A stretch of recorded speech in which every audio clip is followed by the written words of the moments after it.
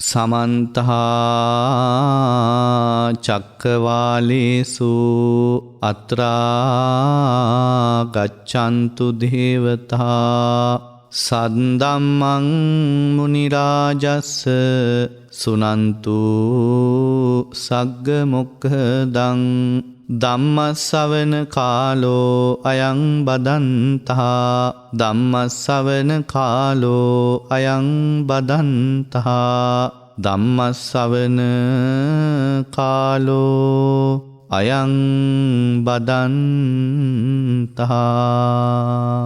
නමෝ තස්ස භගවතෝ අරහතෝ සම්මා සම්බුද්දස්ස නමෝ තස්ස භගවතෝ අරහතෝ සම්මා සම්බුද්දස්ස නමෝ තස්ස භගවතෝ අරහතෝ සම්මා සම්බුද්දස්ස.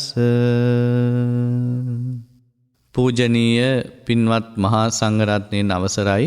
මේ උතුම් සම්බුදු දහමට කැමැති මේ සුන්දර සද්ධර්මයේ රසය මිහිරියාව විඳගන්ට හිත ඇති කාරුණික පින්වත්නි, පින්වත් ඔබ අපි අද දවසෙත් සූදානම් වෙන්නේ භාග්‍යවත් බුදුරජාණන් වහන්සේ විසින් අපගේ සංසාර ගමනේ නිමාව උතුම් නිර්වාණ ධර්මයේ අවබෝධය සාක්ෂාත් කිරීම පිණිස දේශනා කොට වදාළ ඒ උතුම් සද්ධර්මයෙන් කොටසක් දේශනා කරවාගෙන ශ්‍රවණය කරන්න.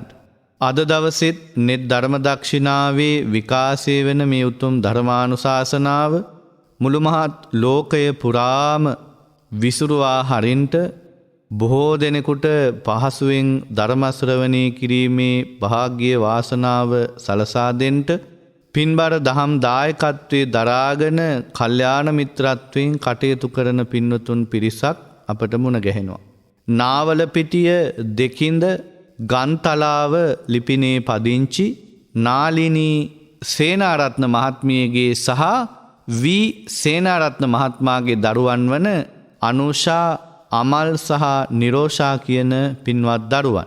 ඒ මව්පිය දෙපළට තුනුරුවන්ගේ ආශිර්වාදයෙන් සෙත් ප්‍රාර්ථනා කිරීමේ උතුම් අරමුණ ඇතුවයි ඒ පින්වත් දරුවන් විසින් මේ සඳහා පින්බර දායකත්වයේ දරන්නේ. මේ උතුම් ධර්ම දානමය පින්කම තුලින් උපදවා ගන්න කුසලානිසංස ධර්මයන් දෙවියන්ටත් පින්කමේ දායකත්වයේ දරන ඒ පින්නතුන් නමින් මියගිය ඥාතීන්ටත් සුජීවත්ව ඉඳගෙන පින්කම සිද්ධ කරන ඒ පින්නතුන් ප්‍රධානව ඒ අය බලාපොරොත්තු වන සෙනෙහබර මව්පිය දෙපළ ප්‍රධාන සියලු ඥාතීන්ටත් රට ලෝකේ පුරාම ඉඳගෙන ධර්ම ශ්‍රවණය කරන ඔබ අපි හැම දිනාටම මෙලව පරලව දෙලව ජීවිතයේ යහපත පිණිසත් සංසාර දුකින් අත මිදී උතුම් මහා මහ නිවනින් සැනසීම පිණිසත් එකසේ හේතු වාසනා වේවා කියන අදිෂ්ඨානයේ ඇතුව අදත් අපි මේ මහා පින්කම ආරම්භ කරනවා.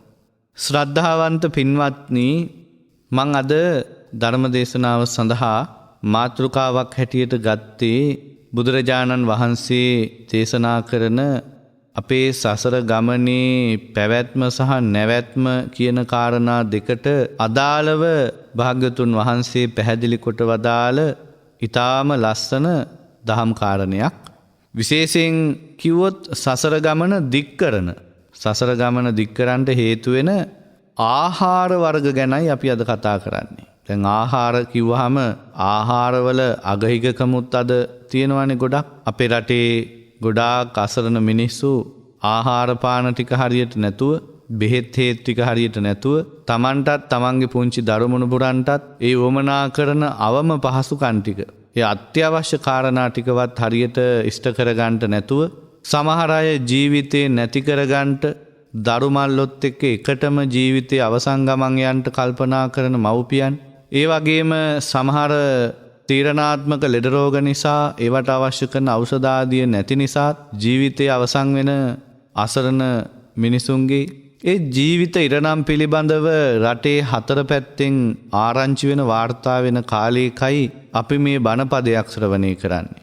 ඒ නිසා අපි ධර්ම දේශනාව ආරම්භයේදීම අපේ රට ප්‍රධානව මුළු මහත් ලෝකයට ආශිර්වාද කරන්න ඕන තුනුරුවන්ගේ ආශිර්වාදයෙන් මේ තියෙන දුර්භීක්ෂ කටුක සමය නිමා වෙලා අපේ අසරණ මිනිස්සුන්ට වෙනදා වගේ සතුටෙන් තමන්ගේ වටිනා මනුස්ස ජීවිතය ආරක්ෂා කරගෙන සුවසේ පින්දහම් රැස් කරගෙන ජීවිතේ පහසුවෙන් ගෙවා ගන්න පුළුවන් කාලයක් ඊටමත් ඉක්මනින් උදා වේවා කියන අදිෂ්ඨානය අපි කවුරුත් ඇති කර ගන්න ඕන. ඒ අදිෂ්ඨානයේ ඇතුවයි අද අපි මේ බණපදය ශ්‍රවණය කරන්නට සාකච්ඡා කරන්න කල්පනා කරන්නේ. පින්වත්නි, සසර ගමන දික් කරන ආහාර ගැන බුදුරජාණන් වහන්සේ වදාළ දේශනයක් අපි කතා කරන්නේ. අපි මේ වෙනකොට ඉගෙනගෙන තියෙනවා පින්වත්නි, ජීවිතය කියන්නේ මොකක්ද කියන එක. අපි ඉගෙන ගත්තා ජීවිතය කියන්නේ හේතුඵල ධමයක් කියලා. දැන් අපි පහුගිය කාලවල එක දිගටම මේ ගැන බොහොම විස්තරාත්මකව දීර්ඝව සරල භාෂා මාධ්‍යකින් සාකච්ඡා කරලා තියෙනවා. එහෙමනම් හේතුඵල දෙකක පැවැත්මක්. මේ හේතුඵල හැදෙන පිළිවෙල පටිච්චසමුප්පාදය අපි ඉගෙන ගත්තා. ඊළඟට අපි ඉගෙන ගත්තා මේ පටිච්චසමුප්පාදය තුල ස්කන්ධ පහක පැවැත්මක් තියෙනවා කියලා. මොනවද? රූප, වේදනා, සංඥා, සංකාර, විඥාන. මේ පංච උපාදානස්කන්ධේ කාලයට යටත්ව අවකාශය තුල ආධ්‍යාත්ම, බාහිර, ගොරෝසු, සියුම්, හීන, ප්‍රනීත, දුර, ළඟ කියන මෙන්න මේ දේවල් වලට අයිතිව තමයි පවතින්නේ. ඒක අපි කතා කරලා තිනවා කීප වතාවක්. ඊළඟට අපි සක්කාය දිට්ඨිය කියන්නේ මොකද්ද කියලා මට මතක හැටියට ගිය සති කීපේ කතා කළා. මොකද්ද සක්කාය දිට්ඨිය කියන්නේ? ස්ථීර වූ වෙනස් නොවන යමක් තියෙනවා කියලා දැඩි ලෙස ගත්තු අදහස. මොන සරලව. ඒ සක්කාය දිට්ඨිය නැති වෙන්නේ කොහොමද කියලා අපි ඉගෙන ගත්තා. මොකද අපි මේ මහ විශාල උද්දම්භාගිය සංයෝජන නැති කරලා බ්‍රහ්ම ලෝකවල යන හැටි, ඊට පස්සේ අරිහත්වයට, පසේ බුද්ධත්වයට, බුද්ධත්වයට යන හැටි කතා කරනවා. මේ ඕරම්භාගිය සංයෝජනවල මුල්ම එක සක්කාය දිට්ඨියවත් අපි නැති කරගෙනත් නැහැ. නැති කිරීම කෙසේ වෙතත් සක්කාය දිට්ඨිය කියන්නේ මොකද්ද කියලාවත් අපි දන්නෙත් නැහැ හරියට. එතකොට මේ පළවෙනි මේක ඕරම්භාගිය අකුසල එහෙම නැත්නම් සංයෝජනවල පළවෙනිම එක ගැනවත් හරියට අපිට අවබෝධයක් නැතුව ගොඩක් පිරිස මේ උද්දම්භාගිය අකුසල් සංයෝජන ප්‍රහාණය කිරීම ගැන, ඊට පස්සේ එතනින් එහාට ගිහින් මාර්ගඵල ලැබීම ගැන කතා කරනවා. ඉතින් කතා කිරීමේ වරදක් නැහැ. නමුත් ප්‍රතිඵල සහිතව යනවා නම් අපිට මේ ඔක්කොටම ඉස්සෙල්ලා මේ සක්කාය දිට්ඨිය කියන එක ගැන දැනගන්න ඕනේ. ඒක ප්‍රහාණය කරගන්න මහන්සි ගන්න ඕනේ. මොකද ගොඩාක් අපිට මේ අද ලෝකේ තියෙන මේ සක්කාය දිට්ඨිය ගැන හරි අවබෝධයක් නැහැ. ඒක ප්‍රහාණය කිරීම පිළිබඳව අදහසක් නැති එක. ඒ නිසා එතන ගැටලුවක් තියෙනවා. නමුත් අපි ඉදිරියට සාකච්ඡා කරගෙන යමු. මේ සක්කාය දිට්ඨිය නැති වෙන්නේ කොහොමද කියලා අපි ඉගෙනගෙන තියෙනවා සාමාන්‍යයෙන්. ඒ කොහොමද අර ස්ථීර ලෙස යමක් තියෙනවා කියලා අපි දැඩි විදිහට ගන්න. ඒකේ ඇත්ත తත්වය දන්නේ නැති හින්දානේ. යම් දවසක අපි ඒ දැඩි ලෙස ගත්තු දේ තුල ඇති ඇත්ත తත්වය දැක්කොත් මේ පැවැත්ම තුල ස්ථීර වූ යමක් තියෙනවා කියලා ගත්තු දෘෂ්ටිය දැකීම, දැඩි අදහස නැතෝ යනවා. ඒ ඇත්ත తත්වය අපි හිතාගෙන ඉන්න දේ නෙමෙයි. එතකොට සක්කාය දිට්ඨිය කියන්නේ මේ පැවැත්ම තුල ස්ථීර වූ යමක් තියෙනවා කියලා ගත්තු දැඩි අදහස නැතෝ යනවා. එහෙම වුණොත් අපිට මේ ධර්මයේ පිළිබඳ සැකයක් තියෙද? මේ දැන් තියෙන සැක මොකුත් නැහැ. හැබැයි ඒක නිකන් නැතෝ යන්නේ නැහැ. තමා තුළින් ඒක දකින්න ඕන. හැම තිස්සෙම ජීවිතේට ලැබෙන අත්දැකීම් වලින් ඒක අපි අවබෝධ කරගන්නටයි මහන්සි ගන්න ඕන. එතකොට අපි පහුගිය දේශනාවල ඔය ගැන විටින් විට කරුණු හොඳට පැහැදිලි කරලා තියෙනවා. ඒ නිසා ඒ සම්බන්ධව පින්වත් ඔබට හොඳ අවබෝධයක් කියන්නේ සාක්ෂාත් කිරීම ගැන නෙමෙයි මම කියන්නේ. දැන් අපි කිව්ව පළියට එහෙම සාක්ෂාත් වෙන්නේ නැහනේ. අපිටත් ඒක හරියට වෙන්නේ නැහනේ තාම. ඒ නිසා යම් කරුණු පිළිබඳව අවබෝධයක් දැනුමක් ඇති කියලා මම විශ්වාස කරනවා. ඒ නිසා මෙතනින් ඉස්සරහට අපි යනවා.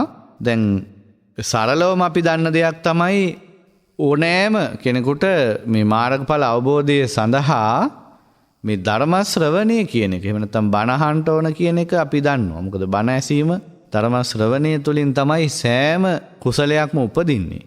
සෑම පින්කමකටම කුසලයකටම හිත නැමෙන්නේ. ඒ සඳහා අවශ්‍ය කරන අවබෝධයේ දැනුම සකස් වෙන්නේ ධර්ම ශ්‍රවණේ. ඒ නිසා සුසුසති කියන මේ බණ ඇසීමේ කැමැත්ත තියෙන්න ඕන. ඒක විතරක් ප්‍රමාණවත් නෑ. ඊළඟට තියෙන්න ඕන සිත යොමු කරගෙන අහන්න ඕන. සෝතං ඕදහත්. ඊළඟට අවබෝධයේ පිණිස හිත යොමු කරගෙන ඉන්නත් ඕන. අඤ්ඤාය චිත්තං උපට්ඨපේති කිව්වේකට. ඒකත් ප්‍රමාණවත් නෑ. අර්ථය හිතට ගන්නටත් ඕන. දැන් ඔන්න බණ අහනවා කිව්වට රේඩියෝ එක දාගෙන මේ යන බණ ටික ඉවර වෙනකන් කොහොම හරි ඉඳගෙන අහගෙන හිටියට වැඩක් නැහැ. ගොඩාක් වෙලාවට අපි දන්නවා බණ අහන ගොඩක් පිරිසගේ මේ බණ ඉවර වෙනකොට බණ පටන් ගත්ත විදිය මැද මොනවද කිව්වේ කියලා මතක නැහැ. ඔය අන්තිමට කිව්ව මොනවා හරි ටිකක් මතකයි. එහෙම නැත්නම් එහෙම මෙහෙම කාරණයක් අල්ලගෙන ඒකට වාද විවාද වලට පැටලෙන්න ඒක මේ මාතෘකාවක් කරගන්න එකයි අපි දකින්නේ ගොඩක් වෙලාවට. ඒ නිසා මෙතන කියනවා මේ අර බණ අහන්න ඕන ඇහුවට ප්‍රමාණවත් නැහැ. මේ හිත ඒකටම යොමු කරගෙන අහන්න ඕන. ඒත් මදි අවබෝධයේ පිණසම හිත යොමු කරගන්න ඕන. එතනින් ගිහිල්ලත් මදි මේ අර්ථය හිතට ගන්න ඕන. අත්තම් ගන්නාති. ඒත් මදි. ඕන නැති දේවල් ඔස්සේ හිත යනවා. ඒකෙන් හිත වළක්ව ගන්න ඕන. දැන් මොකක් හරි දහම් කාරණයක් පැහැදිලි කරනකොට ස්වාමීන් වහන්සේ නමක් යම් උදාහරණයක් කිව්වොත් ඒ උදාහරණයත් එක්ක රටේ නැතිව පටලවා ගන්නවා. ඊට පස්සේ ඒක ගැන කල්පනා කරනවා මාසයක් විතර තර්ක කර කර කට්ටියත් එක්ක කතා කරනවා. අර උවමනා මූලික දහම් කාරණේ බලපුවම මතකයකටවත් එන්නේ ඊට පස්සේ. ඒ නිසා ඒ අනවශ්‍ය වට හිත යන එක වළක්වන්න ඕන. අනත්තං රිංචති කියලා කියන්නේ. එතනට ගිහිල්ලත් මදි තවත් යන්න ඕන. තමන්ගේ ජීවිතේට මේ ධර්මය ගලපලා බලන්න ඕන. අන්න ඒක කරන තාක්කල් මේක ප්‍රත්‍යක්ෂ වෙන්නේ. දැන් අර අපි කිව්ව එකනේ අර සක්කාය දිට්ඨිය කියන එක උනත් මේ ආත්මයක් වශයෙන් මේ පවතිනවා තමන්ට ඌමනා විදිහට හැමදේම තියාගන්න පුළුවන් ආදී වශයෙන් කල්පනා කිරීම ගැන නිකම් බනට කිව්වට ඇහුවටම ඕක තේරෙන්නේ නැහැ. නැත්තම් කොච්චර බනට ඕක කියනවද අපි? එහෙම කාටවත් තේරෙන්නේ අර තමන්ගේ ජීවිතයට ගලපලා බලනකම්. එහෙමනම් බලන්න ඕන එහෙම. එතකොට ඒකට කියන්නේ අනුලෝමිකාය කාන්තියා සමන්නාගතෝ හෝති. අනුලෝමිකාය කාන්තියා සමන්නාගතෝ හෝති. ඒ කියන්නේ තමන්ගේ ජීවිතයට මේක ගලපලා බලන්න ඕන. ඔන්න ඔය தത്വෙට යම් කෙනෙක් ධර්මයේ කෙරෙහි ඇති කරගත්තොත් ශ්‍රද්ධාවක් ගෞරවයක් ධර්ම ශ්‍රවණය කියන තැනට ආවොත් අන්න එයා තමයි ධර්මයේ දකින්න කෙනා. තමන්ගේ ජීවිතයට ධර්මය ගලපගන්නේ නැතුව ධර්මයේ දකින්න බෑ. තමන්ගේ ජීවිතය තුළින්ම ධර්මයේ දකින්න නැතුව ධර්මය අවබෝධ කරගන්න වෙන ක්‍රමයක් නැහැ. පොත්පත්වල තිබ්බට බණට කිව්වට හරියන්නේ නැහැ. මේ ධර්මය තමා තුළින් දකින්න ඕන. මේ ධර්මයේ ඕපනයිකයි. අපි මුලින්ම යමක් කරා. අපි පිළිගත්තා සම්බුදු කියලා කෙනෙක් ගැන. අපි බුදුරජාණන් වහන්සේ සරණ ගියා කියලා අදහනවා. ඒ ඇදහිමත් එක්කම උන්වහන්සේ ප්‍රකාශ කළ සෑම දෙයක්ම අපි විශ්වාස කරනවා. මොකද එකක් බුදු කෙනෙක් ගියතින් වැරදි දෙයක්, හොඳ නැති දෙයක්, අනවශ්‍ය දෙයක් කියවෙන්නේ නැහැ. ඒක තමයි පටන් ගන්නම. ඒක සැකකලොත් එයා සම්බුද්ධත්වයේ පිළිගන්නේ නැහැ. සම්බුද්ධත්වයේ පිළිගන්නේ නැති කෙනෙකුට කොහොම ධර්මය ඇහුවත් වැඩක් වෙන්නේ නැහැ. එයා ඒ ධර්මයට සමීප වෙන්නේ නැහැ. එයා තර්කයකට සාකච්ඡාවලට යනවා විතරයි. ඒක හිතට ගන්නෙ නැහැ, ගරු කරන්නේ නැහැ. එයා ඒක විශ්වාස කරන්නේ නැහැ. එයාට ධර්මයෙන් පිළිසරණකුත් නැහැ. එයාට ධර්මයෙන් වැඩක් නැහැ. ධර්මයෙන් ප්‍රයෝජන තියෙන්නේ සම්බුද්ධත්වයේ විශ්වාස කරන කෙනාට. සම්බුද්ධත්වයේ විශ්වාස නොකළොත් එයා හිතන්නේ ඔය පොත් බලන්න ඕන නැහැ, ධර්මය අහන්න ඕන නැහැ, Tamanටම පුළුවන් හොයාගන්න. කෙනෙකුට හිතෙනවා ඊට පස්සේ නම් ඔය සිද්ධාර්ථ බෝධිසත්වෝ තමන්ම හොයාගත්ත එකනේ ගිහිල්ලා ඒස අපිම හොයාගන්න ඕන. ආයේ කවුරුවත් කියනව වැඩක් නැහැ කියලා එහෙමත් හිතෙනවා. මේක Tamanටම අවබෝධ කරගන්න පුළුවන් කියලා තමන්ගේම මැනීමේ මාන්නයෙන් තමන්ටම ලකුණු දෙන්න පටන් ගන්නවා. ඒ විදිහට තමන් ශ්‍රාවකෙක් වෙන්නේ නැහැ. ශ්‍රාවකෙක් වෙනවා කියන්නේ ඊට හාත්පසින්ම වෙනස් එකක්. ඒ ශ්‍රාවකයා තැන දෙන්නේ ධර්මයට මිසක් තමන්ට නෙමෙයි. තමන්ගේ අදහසට නෙමෙයි. බුදුරජාණන් වහන්සේ යමක් වදාළද ඒක ඒකාන්තයෙන්ම සත්‍යයි කියන අදහසයි පිළිටාගෙන ඒ ඔස්සේ ගමන් කළොත් උන්වහන්සේ යම් විමුක්තියක් පෙන්වනවා නම් මේ විමුක්තිය කරා යන්න පුළුවන්. තමන්ගේ මතය ඔස්සේ ගියොත් තමන් එක එක මතවල අතරමඟ හිර වෙනවා මිසක වෙන එකක් නැහැ ඉතින්. ඇයි Tamanට මේ කොහෙද සම්බුද්ධත්වයක් තනියම අවබෝධ කරන්නේ? Tamanගේ පැවැත්ම තියෙන්නේ කුමක් මුල් කරගෙනද? අවිද්‍යාව මුල් කරගෙන. එහෙම ක්‍රමයක් තුල කොහොමද අපිට හිතෙන දේ හරි කියලා ඒක පූර්ණ සත්‍යයක් කියලා තේරුම් ගන්නේ කොහොමද?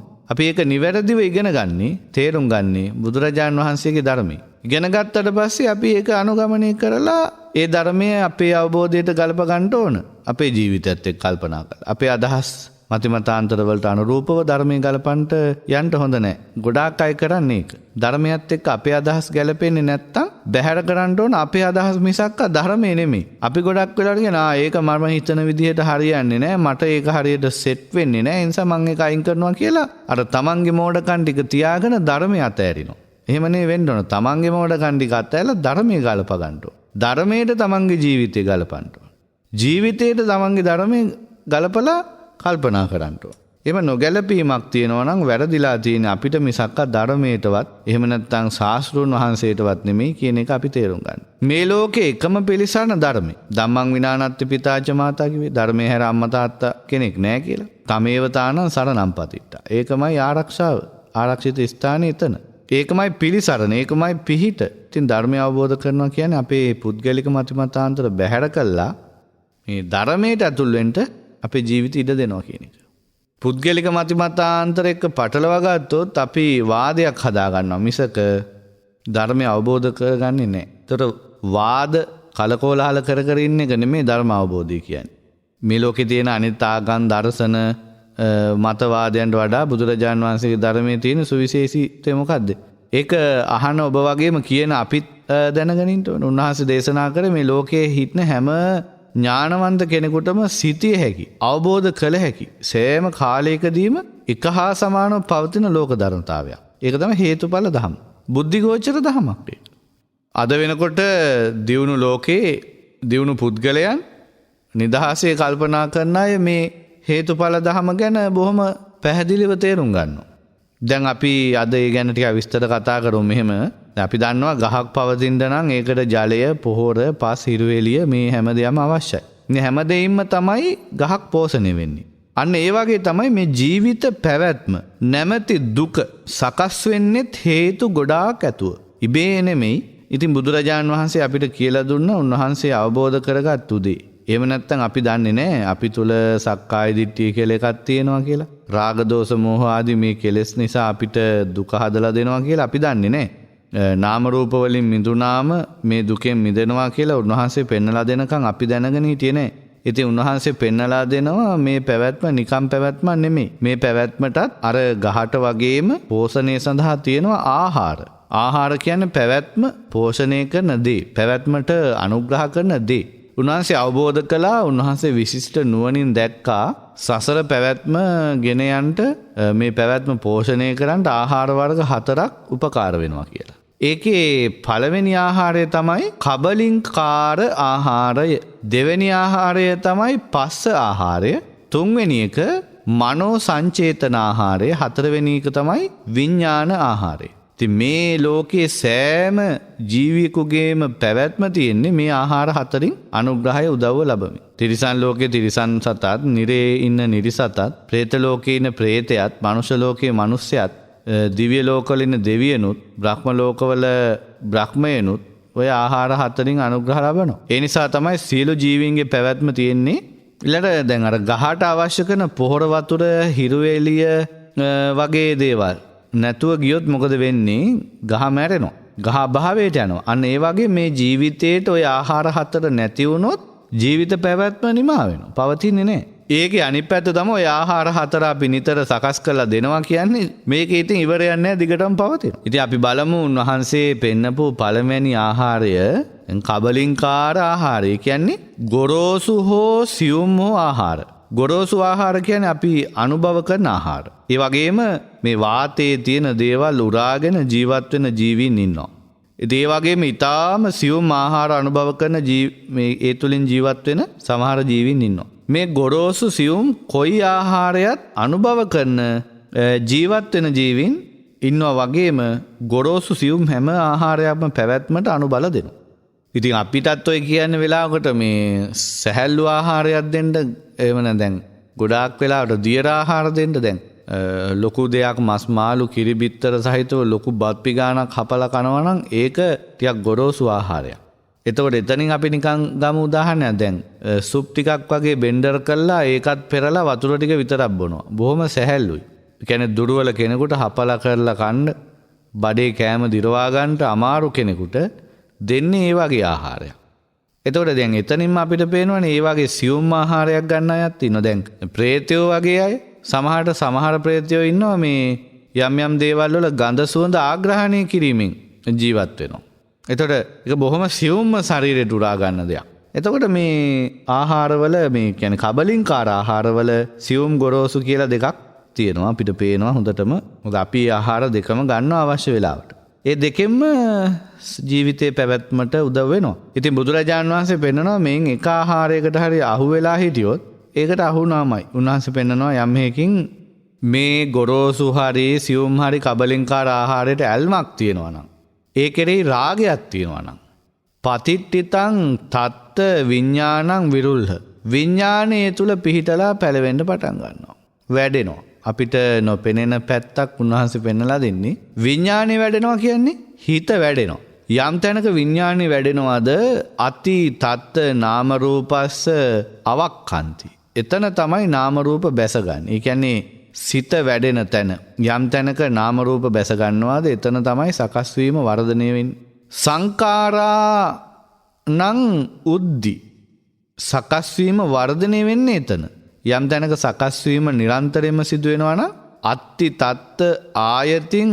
පුනබ්බවාහි නිබ්බන්ති ආනෙතන තමයි නැවත පුනර්භවයක් නැවත උපතක් කියන එක තියෙන්නේ පුනර්භවයක සකස් වීමක් තියෙන්නේ අන්න එතන යම් තැනක පුනර්භවයක් ඒ කියන්නේ නැවත භවය සකස් වීමක් තියෙනවා නම් අන්න එතන තමයි උපතක් සිදු වෙන්නේ යම් තැනක උපතක් සිදු වෙනවා නම් අත්ති තත්ත ආයතින් ජරා මරණං එතන ජරා මරණ කියන සියල්ල තියෙනවා යත්ත අත්ති ජරා මරණ යම් තැනක ජරා මරණ තියෙනවා නම් එතන සෝතැවුල් හැඬුම් වැළපුම් ලෙඩ දුක් ඔය සෑම දෙයක්ම තියෙනවා සසෝකම් භික්කවේ සදරං සඋපායාසන්ති වදාමි එය බොහෝම ශෝක සහිතයි කරදර සහිතයි පීඩා සහිත දෙයක් කියලයි බුදුරජාණන් වහන්සේ වදාළේ ඊළඟට උන්වහන්සේ පෙන්නනවා යම්කිසි කෙනෙක් මේ ආහාර පිරිසිඳ දැක්කොත් ආහාර ගැන විමසලා කියන්නේ තත්වාකාරින් ඒ හැටියේ මේ ස්වභාවය දැක්කොත් ආහාර ගැන විමසලා ඒක අවබෝධ කරගන්න කෙනා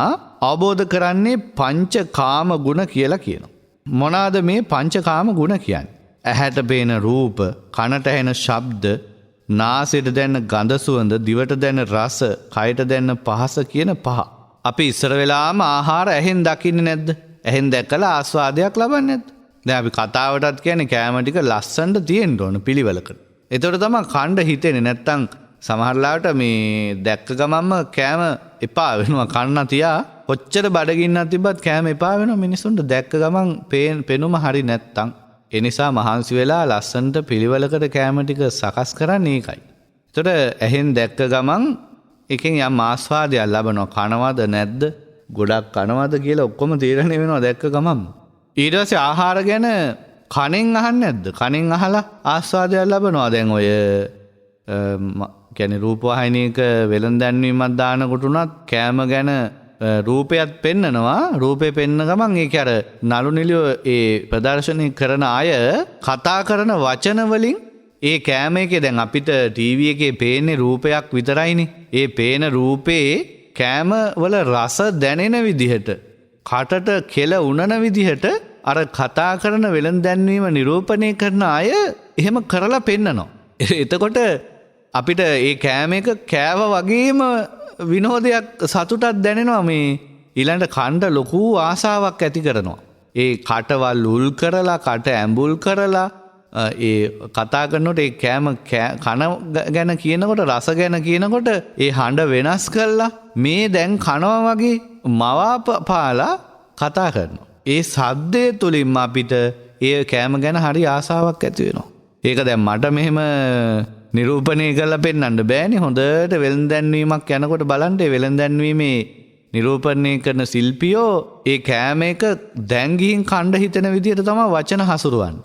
ඒ වචන හැසිරෙවීමෙන් අපේ කටට කෙල උනලා කීයක් උනත් කමන්නේ ඒක අරන් කණ්ඩ හිතෙන. ඔන්න ඒ එතකොට ඒ කනෙන් ඒ අහන සද්දයත් එක්ක ආස්වාදයක් ලබනවා. ඒ ගැන ලොකු ආසාවක් ඇති වෙනවා. ඊට පස්සේ නාසයෙන් සුවඳ ආග්‍රහණය කරන්නේ නැත්නම් අපි අනිවාර්යයෙන්ම කෑමවල සුවඳට හරි ප්‍රියයි කොහොමත් දැන් කණ්ඩ බත් ටිකක් පිගානට බෙදලා ඒකට ව්‍යංජන කීපයක් බෙදාගත්තත් ඒකේ සුවඳ බලලානේ බෙදාගන්නේ. ඈත තියාම දැන් ওই කඩවල් වල හැන්දෑවට දැන්නන්නේ නැද්ද කොහෙද? ওই කොත්තු ෆ්‍රයිඩ් රයිස් වගේ දේවල් හදන කඩවල් වල කල්ැතුවම මේ ඇත්ත සුදු ලුණුද නැද්ද දන්නෙත් නැහැ. සුදු ලුණු පොතු ටිකක් හරි තෙල් දාලා මේ පලාතම සුවඳ කරනවා ඉස්සල්ලා. ඒකට මේ අපි හිතන්නේ සුවඳ එන්නේ නම් සුදු ලුණු වල වගේ වෙන මොන හරි ඔය කිමිකල් එකක් මොන හරි දානවද දන්නෙත් නැහැ. එහෙම වැඩ තියෙනවනේ දැන්. කොහොම හරි ඒ පලාතම අර සුදු ලුණු තෙල් දානකොට සුදු ලුණු තලලා හරි සුවඳයිනේ. ඒක කෑම ගැන ප්‍රියතාවයක් ඇති වෙන රසනහර උද්දීපනය වෙනවා ඒ සුවඳටම. ඒ විදිහටනේ ඒක තියෙන්නේ හැදිලා. ඉතින් ඒකට මේ ඇත්ත සුදු ලුණු දානවද වෙන මොනවද දානවද දන්නේ නැහැ. හරි සුවඳයි ඒ පලාතම. ඉතින් ඇත්තටම ඒ සුවඳත් එක්ක ළඟින් යන මිනිසුන්ගේ කටට කෙල උනනවා. ඊට පස්සේ නැවතිලා කීයක් වුණත් කමන්නේ මේ කෑම එකක් අරන් යන්න ඕන කියලා ඔන්න ඉන්නවා පොලිමේ. කෑම එක අරගෙන ගිහින් කද්දි අර කියන සුවඳ පලාතකවත් නැහැ සමහරට ඇල් වතුර වගේ. අර කඩේ ළඟ ඉන්නවට තිබ්බ ඒ හරිය ගිය පැතිරිලා ගියපු සුවඳ අර කෑම එක දිගේ ඇරිනකොට නැහැ. ඒ කියන්නේ අර ඉස්සලා පොඩි මවාපෑමක් කරලා තිනවා මොකක් හරි වෙන ඒක ඇවිල්ලා වෙළඳ ක්‍රම උපායක් වෙන්න ඇති මේ ඒ ව්‍යාපාරිකයෝ කරන මොන හරි උඩර වැට්ටියක් වෙන්න ඇති මිනිසුන්ගේ නහය අවුස්සලා ගන්න. ඉතින් සුවඳ ආග්‍රහණය කිරීමෙන් ලොකුවට ආස්වාදයක් ලබනවා. කෑම ගැන අනිවාර්යෙන්ම ඒක තියෙනවා. ඊට පස්සේ දිවට රසය ගන්නෙ නැද්ද? දැන් කෑමවල ඊළඟ ප්‍රධානම දේ තමයි දිවට දැනෙන රස. දිවට ඒ කෑම ටික තියලා හපනකොට කටේ අපලා කෙලත් එක්ක මිශ්‍ර වෙනකොට ඒ මම හිතන්නේ ඔය උගුරු දණ්ඩ හරියට යන්න ඉස්සර වෙලා දිවේ මුල්ම හරිය වගේ ටිකේ තමයි ඔය රහ කියන එක දැනෙන්නේ. රසනහර ටික තියෙන්නේ දිවේ මුල්ම හරිය. එතකොට මුල්ම හරිය කිව්වේ දිව පටන් ගන්න මුල්ම හරිය නෙමෙයි. ශරීරයේ පැත්තෙන් ගත්තොත් එහෙම දිවේ අග්ගිස්සේ තමයි රස දැනෙන හරිය තියෙන්නේ. කියන්නේ ඔය දිව උල් කරාම ඉස්සරහට මෙන හරියේ අපි මේ කෑම ටික කටට ඇතුල් කරගන්න පිළිවෙල බැලුවාම ඒ පැත්තෙන් බැලුවාම දිවේ මුල්ම හරිය. ඉස්සර වෙලාම කෑම ටික කටට දාගන්නකොටම දිවේ ගෑවෙන්නේ ඉස්සරහනේ.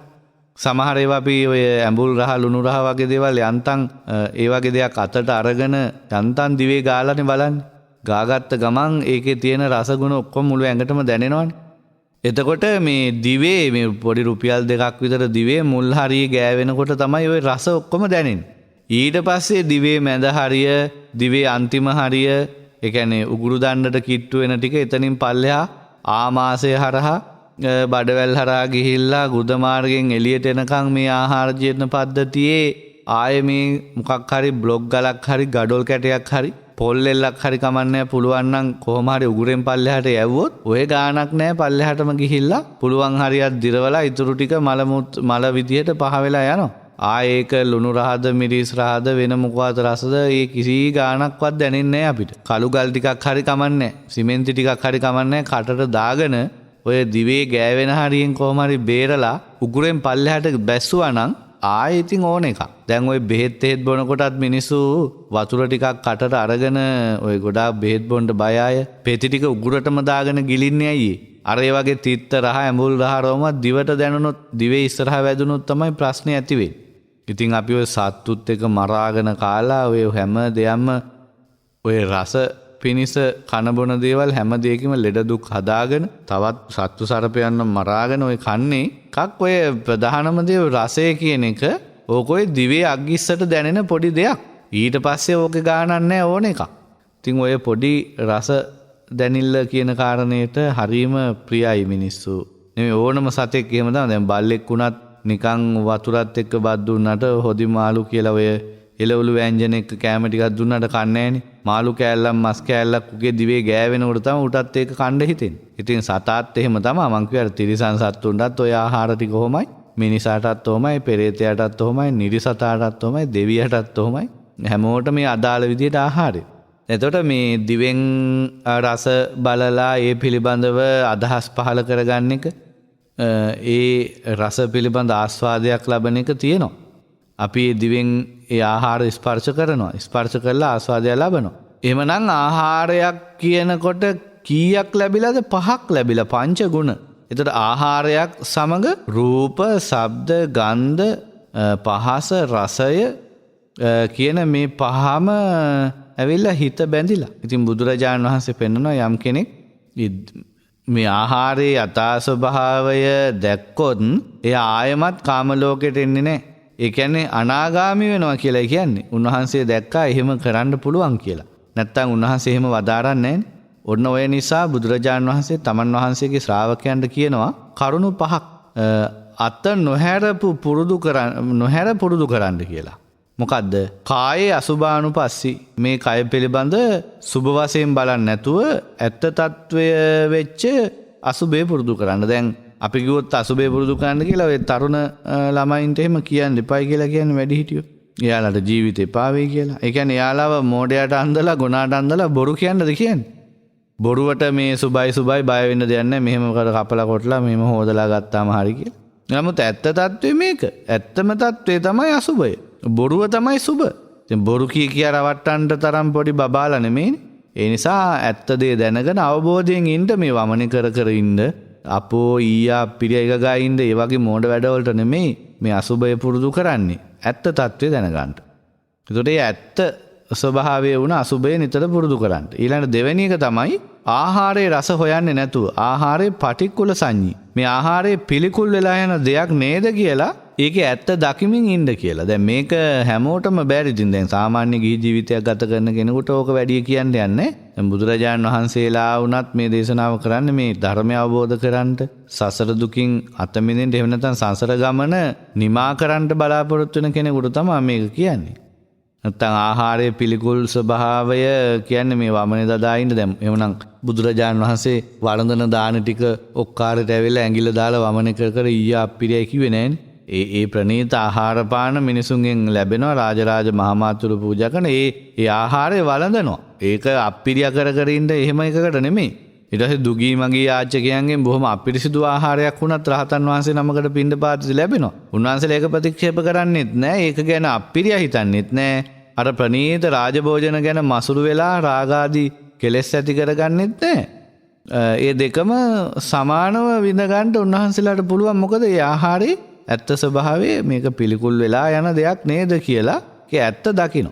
එහෙම ඇත්ත දකිමින් ඉන්න කියලා තමයි උන්වහන්සේ යෝජනා කරන්නේ. තුන්වෙනි එක සබ්බ ලෝකේ අනබිරත සංඤී. කිසිම ලෝකයක හිත පිහිටවා ගන්න නැතුව, කිසිදු ලෝකයක් කෙරෙහි ඇල්මක් නැතුව ඉන්න. ඒ කියන්නේ මේ ලෝකේ තියෙන්නේ දුකක්, දිව්‍ය ලෝකේ තියෙන්නේ දුකක්, බ්‍රහ්ම ලෝකේ තියෙන්නේ දුකක් කියලා සියලු ලෝක කෙරෙහි දැන් සතර අපාය ගැන කියන්න දෙයක් නැහැ. සියලු ලෝක ගැන ඇලීම දුරු කරමින් ඉන්න කියන. හතරවැන්න සකස් වෙච්ච හැම දෙයක්ම තුලම අනිත්‍ය දකිමින් ඉන්න. සබ්බ සංකාරයේසු අනිච්ච සංඥා.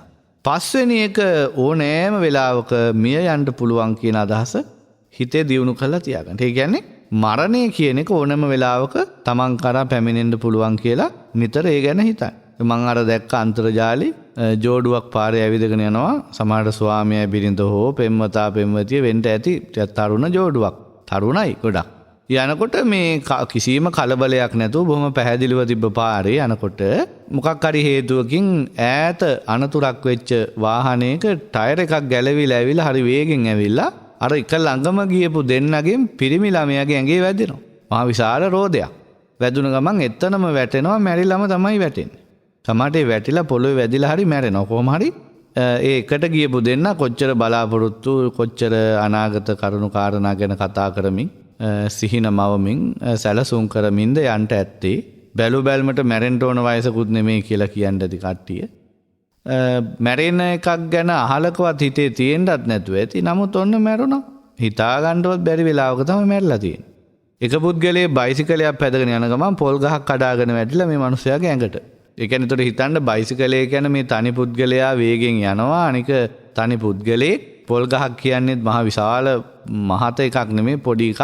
මහත අඩුයි. එතකොට අර වෙලාවට ඒ පොල් ගහට සිද්ධ වෙන්න ඕන දේ සිද්ධ වෙලා පොළවෙන් මුල් ඉදිරිලා බිමට වැටීමත් අර පුද්ගලයා එතෙන්ට ඇවිල්ලා හරියටම පොල් කඳට සමාන්තරව ඉඳලා පොල් කඳ වැටෙනකොට ඒකට යට වෙලා මැරෙන්නත් මොන තරම් මේ සම්භාවිතාවක් මෙතන තියෙනවද මේ එක්කහුවීම සම්බන්ධව. එතකොට මේ මැරෙනවා කියන එක හිතා ගන්න බෑ. ඕනම වෙලාවක ඕනම තැනක සිද්ධ වෙන්න පුළුවන්, හිතන්නවත් බැරි විදියට. ඉතින් මේ මරණය ඕනෑම වෙලාවක තමන් කරා පැමිණෙන්න පුළුවන් කියලා නිතර ඒ ගැන හිතන්න. ඒකට කියනවා මරණ සති. ඒ සඳහා ඉඩකඩ වැඩි බව. ඒ කියන්නේ දැන් අපිට ආරක්ෂාව, රැකවරණය, මැරෙන්නේ නැතුව ඉන්න තියෙන අවස්ථාවට වඩා මැරෙන්න තියෙන අවස්ථා වැඩි කියලා සිහි කරන්න. ඉතින් මේ පහ නිතර පුරුදු කරන්න කිව්වා. ඔය පහ තමයි කිව්වා ස්කන්ධ ධාතු ආයතන වඩනකොට වැඩෙන්නේ. දැන් අපි ඉස්සලා කිව්වා මේ ආහාරයන්ගේ යථා ස්වභාවය අවබෝධ වුණොත් ඒ අනාගාමී වෙනවා කියලා කිව්වනේ. එහෙනම් අපි කාම ලෝකේ නැවත නැවත උපදින්නේ කාමයන්ගේ යථා ස්වභාවය අවබෝධ කරගත්තේ නැති නිසා. ඒ අවබෝධ වුණා නම් මොකද වෙන්නේ? ඒකෙන් හිත මිදෙනවා. අවබෝධයක් නැති නිසා තමයි කාම ලෝකයේම ස්ථිර වෙලා තියෙන්නේ. දැන් ඇත්තටම කාමයේ පිළිබඳ හරි අවබෝධයක් තිබුත් අපි දන්නවා ඒකෙදි මේ ආස්වාදයට වඩා ආදීනමේ බලවත් ආදීනමේ වැඩි කියලා. ආස්වාදයේ ප්‍රමාණයට වඩා 10000 ගුණයකින් ආදීනමේ ප්‍රමාණය ඒකේ ශක්තිය වැඩි කියලා අපි දන්නවා. ඒ කියන්නේ අපි අහලා තියෙන දේ ඒක අපි ඇත්තටම අර ඔය කියන පංචකාම ගුණ ගැන අවබෝධයක් හරියටම අවබෝධයකට ආවොත් අපිට අර සුළු ආස්වාදයක් මහා ආදීනවයක් තියෙන ඔය පංචකාම ගුණ ගැන හිත මිදෙන්න ඒ ගැන අවබෝධයෙන් කලකිරීම ඇති වෙන්න ගොඩාක් ඒක උපකාර වෙනවා. එතකොට හරි අවබෝධය එහෙම නැත්නම් කලකිරීම ඇති වෙන්නේ ඒ දැනුමත් එක්ක. හරි අවබෝධයක් ඇති වුණා නම් එතනදී ඒ කලකිරීම ඇති වෙනවා. එතකොට මිදෙන්න හිත. ඒ தත්වෙටපත් වෙනවා. ඉතින් අවබෝධය නැති හින්දා තමයි මේකට ඇලිලා පංචකාම ගුණ පස්සෙම යන්නේ. අවබෝධ වුණා නම් කාම ලෝකෙට ආයෙ එන්නෙත් නැහැ. හරියටම අවබෝධ වුණා නම්. කැමැත්ත ඇති කරන දේ තමයි කාම කියන්නේ. සංකප්ප රාගෝ පුරිසස්ස කාමු. ප්‍රසිද්ධ වචනයනේ සංකප්ප රාගෝ පුරිසස්ස කාමු. කාමයේ ඇති වෙනවා කියන එක හිතේ ඇති වෙන හැඟීමක්. දැන් එකම දෙයක් දිහා 10 දෙනෙක් බැලුවොත් ඒ 10 දෙනා ඒ ගැන දරන අදහස් 10ක්.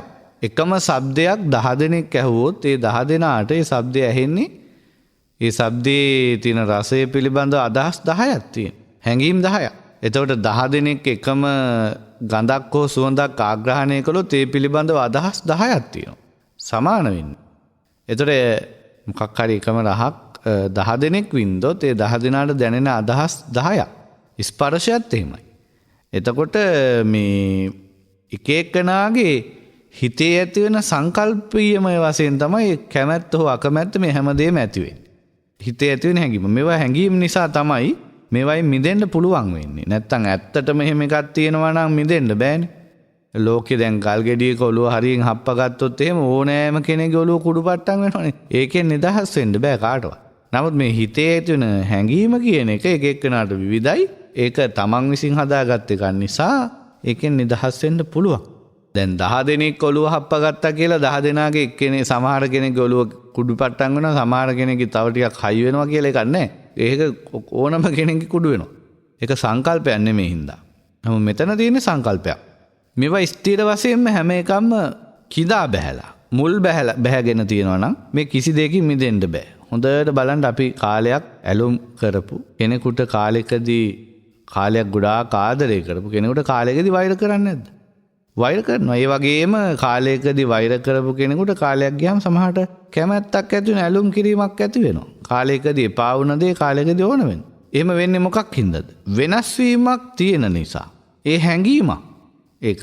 ඒ හැඟීම වෙනස් වෙන නොඑක් කරුණු කාරණා එකතු වෙනකොට ඒ හැඟීම වෙනස් වෙනවා. දැන් බොහොම හොඳයි කියලා විශ්වාසයෙන් ඉන්න කෙනෙක් එක්ක කාලයක් කටයුතු කරනකොට එයා කරන කියන දේවල් එයා අපිට දක්වන ප්‍රතිචාරات එක්ක අපේ අර පැහැදීම පිළිබඳව අදහස සමහර වෙලාවට ශක්තිමත් වෙනවා, තීව්‍ර වෙනවා.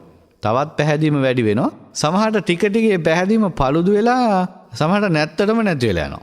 එතකොට කිසිම පැහැදීමක් නැතුව හිටපු කෙනෙක් එක්ක ඉන්නවා කාලයක් ඉන්නකොට ඒ කරන කියන දේවල් එක්ක ওই පැහැදීම හොඳ පැත්තට හැරෙනවා. අර අපැහැදිලා හිටපු කෙනා ටික ටික පැහැදෙනවා.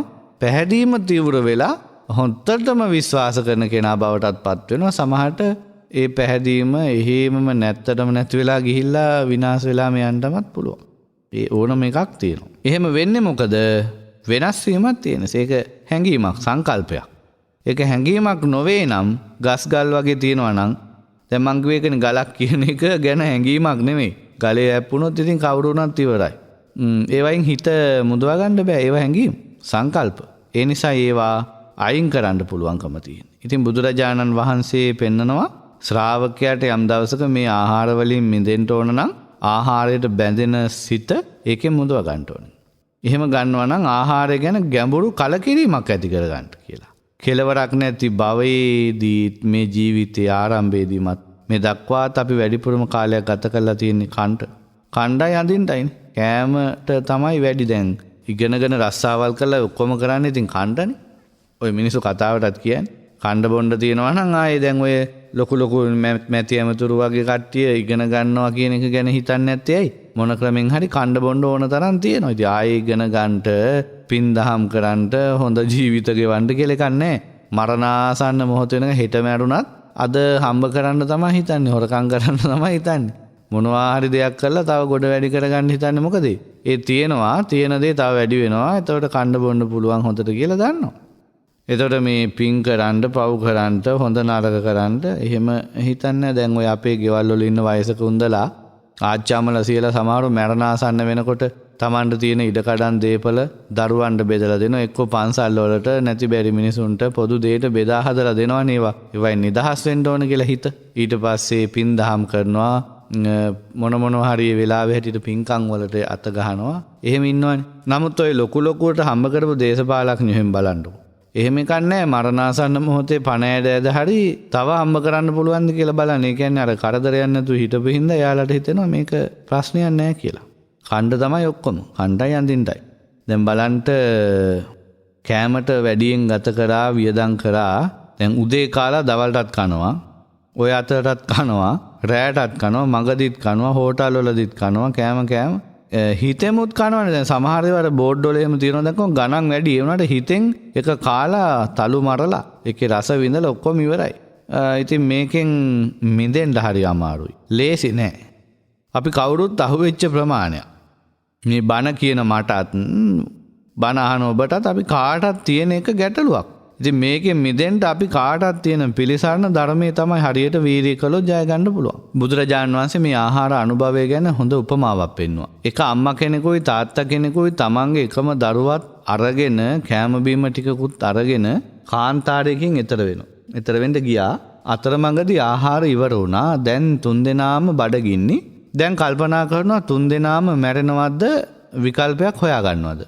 මහ දෙන්න කතා වෙනවා. කරන්න දෙයක් නැහැ. අපි පුතාව මරාගෙන කමු. ඉතින් කොහොමද මරන්නේ? අම්මා දරුවව තාත්තා ළඟට යවුවා. තාත්තා අම්මා ළඟට දරුවා යවුවා. කන්ටත් නැති දරුවා වෙහෙස වෙලා මැරුණා. දැන් කාන්තාරේ යනකම් ජීවත් වෙන්න ඕන. මේ අය තීරණය කරනවා මේ මැරුණ ළමයාගේ මස් කාලා කාන්තාරේ තරණය කරන්න. දැන් මේ දෙන්න දරුවගේ මස් කන්නේ සතුටින්ද? නැහැ. ශරීරය හැඩ කරගන්න ඕන කියලා, උස්මාත් කරගන්න ඕන කියලා, ලස්සන කරගන්න ඕන නැහැ. එහෙම එක්ක ඉන්නේ මේ ශරීරයේ ශක්තිය උපදවා ගන්න ඕන කියලාද? එහෙම එක්කුත් නැහැ. යන්තම් මේ ජීවිතේ මැරෙන්නේ නැතුව පවත්වාගෙන කාන්තාරයෙන් එහාට යනකම් ඉන්න ඕන නිසා. වෙන ආහාරයක් හම්බ වෙනකම්. ඔය වගේම සිදුවීම් වෙනවා. මුහුදේ යන අයට, මුහුදු ගිය අය මුහුදේ අතරමං වෙනවා. කෑම ඉවරයි. මොකද කරන්නේ? අමු මාළු කනවා. කැමැත්තෙන්ද කන්නේ? ජීවත් වෙන්න ඕන නිසා. දැන් මේ දවස්වල මිනිස්සු ඔය බතල කන්න කියනවා, මඤ්ඤුකා කන්න කියනවා, කොස් තම්බලා කන්න කියනවා, කොස් බැදලා කනවා, උයලා කනවා, තම්බලා කනවා, ෆ්‍රයිඩ් රයිස් වගේ කොත්තු වගේ හදලා කනවා. එක එක විදිහට දැන් කොස් කාලා දැන් කොස් එපා වෙනවා මිනිසුන්ට. මේවා කන්නේ දැන් මේ වාගේ දැන් ඔය එක කාලෙක මේ කෙහෙල් බොඩ කාලා කෑවා කියන්නේ. මේවා මේ කන්නේ කැමැත්තෙන් ආසාවෙන් නෙමෙයි. දැන් අපි දන්නවා මේ ලෝකේ තියෙනවා ප්‍රියමනාප හොඳ ආහාර. කියන්නේ ඒවට කියන්නේ අග්ග භෝජන කියලා. සාලිමංශ භෝජනෙහි අග්ග භෝජනං. එහෙම කියන්නේ මේ ඇල්හාලේ බතුයි මසුයි කාපු කාලයක් තිබුණා කියන ඒවා තමයි ලෝකේ හොඳම ආහාර. ඊට පස්සේ ප්‍රණීත එළවලු පළතුරු තියෙනවා. පැණි රස තියෙනවා. කිරි රස, මිරිස් රස, ඒ ප්‍රණීත දේවල් තියෙනවා. බොහොම ප්‍රියමනාප ඒවා. ඒවා තමයි ප්‍රියමනාප. දැන් ඔය කෙහෙල් බොඩ කනවා, හැමදාම මඤ්ඤොක්කා බතල කනවා කියන එක ප්‍රියමනාප දෙයක් නෙවෙයි. මිනිස්සු කැමති විවිධත්වයකට. අද කාපු දේ හෙට කන්නේ, අනිද්දා කන්නේ නැහැ. එතකොට අද වෙන එකක්, හෙට වෙන එකක්. එහෙම ගිහිල්ලා මාසෙකටවත් සැරයක් ආයෙත් මුලට ආවට ගාණක් නැහැ. හැබැයි හැමදාම උදේවවා එක දේ කන්න කැමති නැහැ. නමුත් මේ කන්නේ ඇයි? මේ මහා විනාශයක් රටේ වෙලා තියෙන්නේ. ලොකු දුර්භීක්ෂයක් වගේ කන්න මේ අර බැමිණිතිය සාගතය වගේ සාගතයක් ඇවිල්ලා නෙමෙයි. මිනිසුන්ගේම මෝඩ තීරණවල ප්‍රතිඵල. ඒ වගේම බලය තියෙන මිනිසුන්ගේ අදූරදර්ශී වැඩ. ඒ වගේම අධික තණ්හාව, අධර්මිෂ්ඨකම කියන දේ පාලකයන්ගේ ඔළුවට ගියාම ඒ මිනිස්සු කරන මේ දුෂ්ට අශිෂ්ට වැඩ වල ප්‍රතිඵලයක් හැටියට තමයි අද මේ විදිහට මිනිසුන්ට මේ ආහාර ටිකවත් නැතුව ගඟේ මුහුදේ පැනලා දරු පවුල් පිටින් මැරෙන තැනට ඇවිල්ලා තියෙන්නේ. ශෝක ජනක කාලයක්. ඉතින් මේ වාගේ කාලෙක මේ මිනිස්සු මේ මොනවා හරි අතට අහු වෙන එකක් කන්නේ මම දැක්කා එක මිනිස්සෙක් අර කුණු අරන් යන මේ වීල් බැරෝ වගේ තියෙන අර තල්ලු කරගෙන යන එකේ කෙහෙල් ගෙඩියක් අරගෙන හොයලා අරන් මේ මිනිස්සයා කනවා. අපි මේවා ඉස්සර දැක්කා ඔය ඉන්දියාව වගේ රටවල් වල දැක්කා. ඒ විදිහට මිනිස්සු කුණු ගොඩවල් වල තියෙන වහුලගෙන කනවා. අපේ රටේ අපි එහෙම මෑතක දැක්කේ නෑ ඇත්තටම කොච්චර උනා. නමුත් දැන් අපි ඒකත් දැක්කා. තව ඉස්සරහට කොහොම වෙයිද දන්නේ නෑ. මිනිස්සු නුවණින් කල්පනා කරලා වැඩ කරේ නැත්තම් තවත් අමාරු වෙනවා. ඒතර මේ විදිහට ආහාර පාන ගන්න කැමැත්තෙන් නෙමෙයි. හැමෝම කැමති ලස්සනට පිරිසිදුවට ඇහැට දැක්කහම ප්‍රිය, කනට ඇහෙනකොට ප්‍රිය, නාසයට දැනෙන සුවඳ ප්‍රිය, දිවට දැනෙන රස ප්‍රිය දැක්කහම මේ අත ගන්නකොට දිවට කනකොට දැනෙන පහසුව මේ හැම දෙයක්ම පිරිසිදු මේ හැම දෙයකින්ම ඉහළම හොඳම තත්ත්වයට තියෙන ආහාරයට තමයි හැමෝම කැමති. නමුත් මේ වාගේ කරකස දෙයකට හරි කමන්න යොමු වෙන්නේ ඇයි? මේ වෙලාවේ අමාරු වෙලාවේ ජීවිතේ පවත්වා ගන්න ඕන කියන අදහස විතරයි තියෙන්නේ. කැමැත්තකින් නෙමෙයි ජීවත් වෙන්න ඕන නිසා. ඉතින් බුදුහාමුදුරුවෝ පෙන්නනවා අර අම්මා තාත්තා කන්නේ නිකන් නෙවෙයි කියලා. අනේ මගේ පුතා කෝ කියමින් අඬා තමයි කන්නේ. ඒ වගේ තමයි කියනවා මේ ආහාර ගැන හිතන පිළිවෙල. මේ ආහාරය ගන්නේ ජවයේ පිණිස නෙමෙයි, මදේ පිණිස නෙමෙයි, සැරසීම පිණිස නෙමෙයි, බඩගිනි වේදනා නැති කර ගැනීම පිණිසයි. දැන් මේක ගිහි පින්නතුන් හැටියට නිකම්ම ගිහි ජීවිතයේ ගෙවන පස්කම් සැපේටම ලොල් වෙච්ච අයට මේ කතාව හරියන්නේ නැහැ. මේක බුදුරජාණන් වහන්සේ පෙන්වන්නේ මේ ආර්ය මාර්ගයේ වැඩ කරන නිවන් ධර්මයේ සාක්ෂාත් කරන්න කැමැත්තෙන් මහන්සි වෙන ඒ අයට විතරයි. ගිහි පැවිදි දෙගොල්ලටම ඒ කොටසේ අයට විතරයි. මෙතන ජවයේ පිනිස, මදේ පිනිස, සැරසීම පිනිස නෙමෙයි බඩගිනි වේදනා නැති කරගන්නයි කෑම ගන්න කියලා හිතනවා. ඒතර අලුත් වේදනා ඇති කර නොගැනීම පිනිස දැන් අර පටිසංකායෝ නිසෝ පිණ්ඩපාතම් පටිසේවාමි නේවදවාය නමදාය නමණ්ඩනාය නවිභූෂනාය යාවදේව ඉමස්ස කායස්ස තිතියා විහිංසූපරතියා ඉති පුරාණංච වේදනම් පටිහංකාමි නවංච වේදනන්න උපාදෙස්සාමි. එතකොට බ්‍රහ්මචර්යාවේ පහසු විහාරෝ චාති. එතකොට මේ බ්‍රහ්මචර්යාවට පහසු විහරණයට උපකාරයක් පිණිස තමයි කෑම ගන්න. අනිත් බලාපොරොත්තු නැහැ. ජීවිත යාත්‍රාච මේ භවිෂ්‍යති අනවජ්‍යතාච පහසු විහාරෝ. මේ පහසුවෙන් ජීවිත යාත්‍රාව ගෙන යන්න ඕන හින්දා. එහෙම ගත්තාම කෑම දැක්කහම ඔක්කොම අමතක වෙනවනේ. මේ කියන දර්ශනයට එන්න කොච්චර අමාරුද අපිට. කෑම දැක්ක ගමන් ජීවිතෙත් එපා කියලා දඟලන වෙලාවකට ආයෙත් පරණ තත්වයටම හිත වැටෙනවා. එතකොට මහන්සි ගත්තොත් උත්සාහ ගත්තොත් පුළුවන්. නුවණ පාවිච්චි කළොත් පුළුවන් ප්‍රඥාවන්තයින්ටයි මේ ධර්මයේ තියෙන්නේ. නුවණ පාවිච්චි කරන්න පුළුවන් කෙනාටයි මේ ධර්මයේ. එහෙම බැරි තමන්ගේම මතේ ඉන්න අයට නම් මේක බෑ. ඉතින් බුදුරජාණන් වහන්සේ පෙන්වනවා යම් කිසි කෙනෙකුට පුළුවන් වුණොත් මේ ආහාරයේ යථා ස්වභාවය අවබෝධ කරගන්නට, ඒ කියන්නේ ඇහෙන් දකින රූපේ යථා ස්වභාවය, කනෙන් අහන ශබ්දේ යථා ස්වභාවය, නාසයට දැනෙන ගඳ සුවඳ යථා ස්වභාවය, දිවට දැනෙන රසය යථා ස්වභාවය, කයට දැනෙන පහස යථා ස්වභාවය එයා දැක්කොත් එයාගේ හිතෙන් කාම රාග පටිග නැති වෙලා යනවා. එහෙමනම් මේ ඔක්කොම හැඟීම් ඇත්ත නොදකින නිසා හැඟීමක් ඔස්සේ බැඳිලා තියෙන්නේ. ඇත්ත දැක්කනම් මිදෙනවා. ඔන්න පළවෙනි ආහාරය. ආහාර පාන කියන්නේ මහා පුදුම දේවල්. මෛත්‍රී භාවනාව කරනකොට මෙත්තානිසංස සූත්‍රයේ ආනිසංස 11ක් ගැන කියනවනේ. එතන කියන්නේ මුඛවන්නෝ විප්පසීදති. මේ මෛත්‍රී සහගත පුද්ගලයා කියන්නේ මෛත්‍රිය වඩන කෙනාට තමන්ගේ ශරීරයේ මුහුණේ පැහැපත් භාවය ඇති වෙනවා කියලා. ඒකට හේතුව මොකද?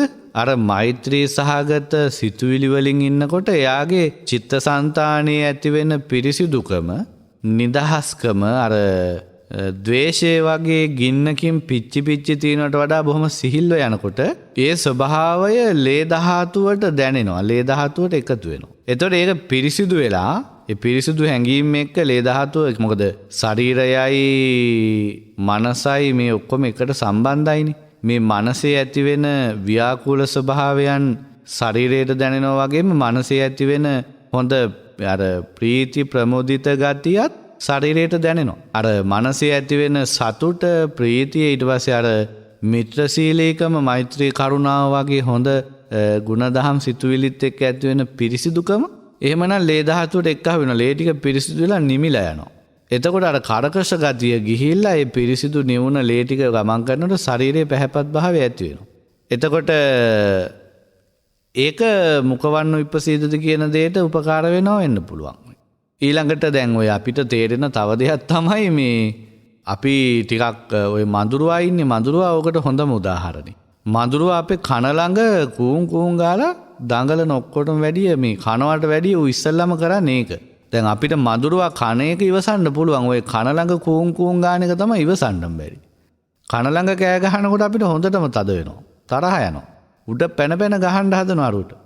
ඉතින් කොහොම හරි ටික වෙලාවක් මඳුරුවා කන ළඟ කෑ ගහලා අපේ තරහ තමයි මේ අවුස්සන්නේ. අපේ තරහ දැන් ඔන්න ඇවිස්සෙනවා. ඊට පස්සේ අපි රත් වෙනවා. අපිට කේන්ති ගියාට පස්සේ අපේ ඇඟ රත් වෙනවා. දඟලනවා එහෙට මෙහෙට මේකව මරන්න. අතෙන් පයෙන් එහෙට මෙහෙට ගස දඟලනවා. අපේ හිතත් කලබලයි මේ සද්ද ඉවසන්න බෑනේ. තරහ ගියපු ගමන් ඔන්න අපේ ඇඟ රත් වෙනවා. ලේ ටික උණුසුම් වෙනවා. ඒ උණුසුම් වුණාට පස්සේ අර මඳුරුවා ඇවිල්ලා හිමීට ඇඟේ වහනවා, විදිනවා, ලේ ටික බොනවා. මොකද වෙන්නේ? අර ශරීරයේ උණුසුම් වෙනකොට ලේ ටිකත් රත් වෙනකොට මං හිතන්නේ ඒ ලේ ගඳ පිටට දැනෙනවා. සතාට දැනෙනවා ටක් ගාලා. එතකොට ඌ ඇවිල්ලා අපේ අතේ පයේ වහලා උට හැමේ විදලා ලේ ටික උරාගෙන ගන්නටත් ලේසි මං හිතන රත් වුණාම ඔය බෙහෙත් තෙල් උනත් ටික රත් කරලා ඇඟේ ගාපුවම ඇඟට උරා ගන්නවනේ. ටක් ගාලා ඇඟට උරා ගන්නවා බෙහෙත් තෙල් රත් කරලා ගන්න ඕනේ. නිකන් ගෑවට වැඩක් නැහැ. බෙහෙත් තෙල් જાති නිකන් ගෑවොත් ඔහේ නිකන් ඇඟේ ගෑවි ගඳක ගහ තියෙනවා මිසක්ක තෙල් තට්ටුවක් වගේ පේන්න තියෙනවා මිසක්ක ඇඟට උරන්නේ නැහැ. හැබැයි බෙහෙත් තෙල් කුප්පිය උණු වතුර භාජනයකට බස්සලා ටිකක් රත් වෙගෙන එනකොට ඔන්න බෙහෙත් තෙල් වල සුවඳ එනවා. ඊට පස්සේ රත් වෙලා තියෙන උණුසුම් වෙච්ච තෙල් ටික අරගෙන ඇඟේ ගෑවහම ඒ අසනීප තැලිච්ච පොඩි වෙච්ච තැන් සුව වෙනවා වගේම අර තෙල් ටික පේන්නේ නැතු වෙන්න ඇඟ ඇතුළට උරා ගන්නවා. ඊටාම ඉක්මනින් සුවපත් වෙනවා. අර ගඳත් නැහැ, රෙදි වල ගෑවෙන්නෙත් නැහැ ඔක්කොම. ඒතර මොකද මේ රත් වීමත් එක්ක ශරීරයේ මේ සෛල අතර ඉඩකඩ ඇති වෙලා කුණු දූවිලි අයින් වෙලා එහෙම බහිනවා. දැන් ඔය ආලේප වර්ග ගන්නකොට ඉස්සෙල්ලාම ඒ තැලිච්ච තැන උණු වතුරෙන් සෝදන්න කියනවනේ. උණු වතුරෙන් රෙදි කෑල්ලක් තෙමලා සෝදනවා. තෙතුන් වතාවක් සෝදලා ඉවරලා වතුර ටික තෙතමාත්තු කරලා තමයි මොන හරි ආලේපනේ ගන්න ඕන. ඔය බාම් වර්ග එහෙම ගාලා හොඳට අතුල්ලලා තව රෙදි කඩකින් ඔතන්න ඕන ටික වෙලාවක්. එහෙම තිබ්බම හරිය දැවිල්ල එනවා. ටික වෙලාවක් යනකොට අර වේදනාව ඔක්කොම සමනය වෙනවා. අර ගාපු බෙහෙත පේන්නත් නැහැ. මොකද අපේ මේ සමයේ තියෙන හැම සෛලයක් සිදුරක්ම කුණු දූවිලි වලින් වැහිලා තියෙනවා. අර උණු වතුරත් එක්ක තෙල් කුණු දූවිලි වලින් වැහිච්චා පිරිසිදු වෙනවා. ඊට පස්සේ අර හිදස් ආස්යෙන් බෙහෙත් ටික ඔක්කොම ශරීරයට උරා ගන්නවා. මේස් බැනීම වගේ කියනවනේ මේක තියෙන්නේ ශරීරේ උඩහමේ. ඊට පස්සේ ඔන්න අපේ වේදනාව ඔක්කොම ටික පහාණය වෙලා අවශ්‍ය කරන සුවය ලැබෙනවා. එතකොට මේ අපිට මේකෙන් පේන්නේ මොකද්ද? මේ මං කියන්නේ අර මඳුරුවා කන ළඟ කෑ ගැසීමෙන් අපේ හිතේ තරහ වෙස්සෙනවා. ඊට පස්සේ ලේ ටික රත් වෙනවා. මඳුරුවා ඇවිල්ලා විදලා පහසුවෙන් ලේ ටික බීලා යනවා යන්න. මේ ක්‍රියාවලිය තුලත් ඊට පස්සේ අර මුඛවන්නෝ විප්පසීදති මේ මෙත්තානිසංස සූත්‍රයේ ආනිසංසවලත් මේ දෙකට අවශ්‍ය උදාහරණය මං හිතනවා මෙතන තියෙනවා කියලා. අර ක්‍රෝධය තරහ යෑම වගේ දේවල් තුල ශරීරයේ වෙනස්කම්. හිතට ඇති වෙන ක්‍රෝධය තරහත් එක්ක ශරීරයේ වෙනස්කම් ඇති වෙනවා. හිතට ඇති වෙන කරුණාව මෛත්‍රිය වගේ හොඳ සිතුවිලිත් එක්ක ශරීරය වෙනස්කම් වෙනවා. එතකොට මේ ආහාරය මේ ජීවිතයේ පැවැත්මට උපකාර වෙනවා. දැන් අර සක්‍ර දෙවියාගේ වවනට ගියපු යකාට ඒ යකාගේ ආහාරය ක්‍රෝධය. හැමෝම ක්‍රෝධය හිතේ ඇති කරගන්න එයා පෝෂණය වෙනවා. ඒක අනුභව කළා තමයි එයා අනුන්ගේ හිතවල ඇති වෙන ක්‍රෝධයත් එයාට ආහාරයක්. එතකොට අනිත් දෙවිවරුන්ගේ ආහාරය තමයි පීති බක්කා. භවිසන්ති ප්‍රීතිය සතුට තමයි එයාලා ජීවිතේ රැස් කරගත්ත පින්වල සතුට විඳිමින් දුක් වේදනා අඩුකමත් එක්ක ඇති වෙන සතුට විඳිමින් ජීවත් වෙන එක තමයි එයාලගේ ආහාරය. ඒකෙන් තමයි ජීවත් වෙන්නේ. එතකොට මේ ආහාරය කියන එකේ මේ කබලින්කාර ආහාර කියන කොටසට අපි ඔච්චරලා කතා කළේ ඒක මොනතරම් ජීවිතයේ පැවැත්මට උපකාර වෙනවද කියන එක ඔන්න බලා ගන්න. ඊට පස්සේ දැන් තවත් ආහාර වර්ග තියෙනවා ඔකට. අපිට ඉදිරියට සාකච්ඡා කරන්න පුළුවන් ඒ ආහාර ගැන දීර්ඝව තව ආහාර වර්ග කීපයක්ම. දැන් අපි මෙතනදී කතා කළේ කබලින්කාර ආහාර. එහෙනම් තමයි මේ අපි උයලා පිහලා සකස් කරලා ගන්න ආහාර ගැන. ඒ ආහාරයෙන් මේ ශරීරයේ පෝෂණය වෙන විදිය. ප්‍රධාන වශයෙන් ශරීරයේ අවශ්‍ය කරන ඒ පෝෂ්‍ය පදාර්ථ සඳහා ඒ පෝෂ්‍ය පදාර්ථ ලබා දීම සඳහා උපකාර වෙන්නේ මේ කබලින්කාර ආහාරය. එතකොට දැන් අපිට ශරීරයේ උස්මහත් වීම හැඩතල වෙනස් වීම වෙනුවෙන් විශේෂ පෝෂක පදාර්ථ තියෙන ආහාර තෝරා බේලගත්තොත් ඒ දේ කරගන්නත් පුළුවන්. දැන් බොහොම සරලව කියනවා නම් අපිට C විටමින් වගේ උණතාවයක් තියෙනවා නම් අපිට පුළුවන් දොඩම් ගෙඩියක් දෙකක් වැඩිපුර කන්න. එතකොට C විටමින් වල අවශ්‍යතාවය සම්පූර්ණ වෙනවා. ඒක කෘත්‍රිමව පෙත්තක් විදිහට හදලාත් දෙනවා. එතකොට වෙනත් අපිට ඇඟේ තව මොනවා හරි අවශ්‍ය දෙයක් අපි ගමු තව බොහොම අපිට ප්‍රසිද්ධ දැන් කැල්සියම් වගේ දෙයක් අවශ්‍ය වුණොත් එහෙම අපිට සත්තුන්ගේ ඇටකටු සහිතව යම්කිසි ආහාරයක් ගන්න පුළුවන් නම් ඒකට තියෙන ඉතින් ඇටකටු කියන්නේ ලොකු සතෙක්ගේ ඇටකටු කන්න බෑනේ. ඔය එළුවන්ගේ කටු එහෙම කුඩු කරලා හදලා කවන්නේ මේ සුප් එහෙම හදලා දෙන්නේ. ඊළඟට වැඩිපුරම මේ කැල්සියම් ඕන නම් හාල් මැස්සෝ කන්න කියන්නේ. මොකද හාල් මැස්සාගේ කටු ටිකත් එක්කම කන්න පුළුවන්. දැන් මස් සහිත මාළු කෑවොත් කැල්සියම් ලැබීමේ ප්‍රවණතාවය අඩුයි බොහොම. අනිකුත් දේවල් ප්‍රෝටීන් වගේ දේවල් ලැබෙනවා. අර හාල් මැස්සාගේ ඇටකටුත් එක්කම එකටම කැවෙන හින්දා අපිට සම්පූර්ණම ඔන්න කැල්සියම් අවශ්‍යතාවය සම්පූර්ණ කරගන්න හාල් මැස්ස ආහාරයට ගන්න හොඳයි කියලා. ඒතකොට සකස් කරන ලද පෝෂණ එතන තියෙන නිසා ඊටාම ඉක්මනින්ද මේ දවස්වල දරුවෝ හම්බෙච්ච අම්මලාට කොස් ඇට 7ක් දෙනවා. මොකද ඉස්සර බිත්තරයක් දෙනවා දවසකට. ඒ අයගේ ඇඟේ ලේ ටික පිට වෙලා තුවාල වෙලා බොහොම ශරීරය මේවා වෙලා තියෙන නිසා ඒ අවශ්‍ය කරන ශක්තිය ඇඟට ගන්න. සකස් කරන ලද පෝෂණයක් තියෙන බිත්තරයක් දෙනකොට ක්ෂණිකව ඒ අවශ්‍ය කරන ශක්තිය ඇඟට ලැබෙනවා. කොස් ඇට 7ක් කලා සතියක් විතර ඉන්න වෙයි කොස් ඇටවල ජීර්ණය සිද්ධ වෙලා ශරීරයට ඒකේ තියෙන පෝෂක පදාර්ථ ටික ඇබ්සෝබ් වෙනකන් උරා ගන්නකම්. එතකොට ඊට කලින් මැරෙන්නත් බැරි නෑනේ. ඉතින් ඔන්න අද තත්ත්වේ කොහොම හරි මේ කබලින්කාර ආහාර වලින් කෙලින්ම අපේ ශරීරයේ මේ භෞතික ශරීරයේ පැවැත්මට බෙහෙවින් උපකාර වෙනවා. විශේෂ ආහාර ගැනීම තුළ විශේෂ අවශ්‍යතා සම්පූර්ණ කරගන්න පුළුවන් කියලා අපි දන්නවා.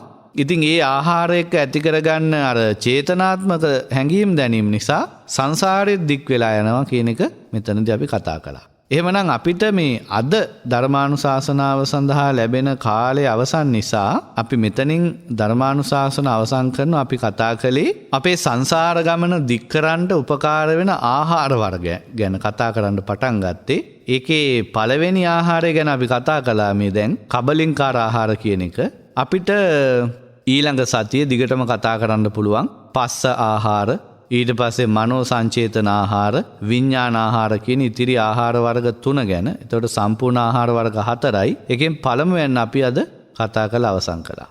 ඉතින් ඔබ හැමදෙනාටම මේ ස්වභාවයේ තේරුම් අරගෙන විශේෂයෙන්ම මේ ශරීරයේ ස්වභාවයේ තේරුම් අරගෙන සසර ගමනේ ස්වභාවය තේරුම් අරගෙන මේ ආහාර වලින් සසර ගමන සකස් කරන ආකාරය තේරුම් ගන්නට මේ ධර්මානුශාසනාව උපකාර වේවා කියලා අපි ආශිර්වාද කරනවා. මේ තුලින් ඔබේ ධර්මඥානෙ දියුණු වේවා. ඔබටත් ස්වකීය මනසේ ධර්මයේ පිළිබඳව ජීවිතය ගැන සසර ගමන ගැන පැහැදිලි අවබෝධයක් ලබා ගන්නට උවමනා ප්‍රඥාව ගොඩනැගේවා කියලා අපි ආශිර්වාද කරනවා. එහෙමනම් අපි දැන් බලාපොරොත්තු වෙන්නේ අද දවසේ සිද්ධ කරන්නට දුන මේ උතුම් ධර්මානුශාසනාව සඳහා පින්බර දහම් දායකත්වය ලබා දෙන පින්නතුන් සිහි කරලා පින්පෙත් අනුමෝදන් කරලා ආශිර්වාද කරන්නට.